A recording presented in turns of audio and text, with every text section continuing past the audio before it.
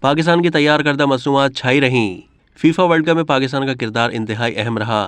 FIFA fit بال world cup میں پاکستان کی تیار کردہ مصنوعات چھائی رہیں۔ فیفا ورلڈ کپ میں فیفا کے کاپی رائٹس کی تمام مصنوعات پاکستان میں تیار ہوئی ہیں۔ آفیشل لائسنس کے تحت اسکارف، مختلف لوگو، ٹرافیاں اور آفیشل پوسٹرز پاکستان میں تیار کیے گئے جو شائقین میں بہت مقبول رہے۔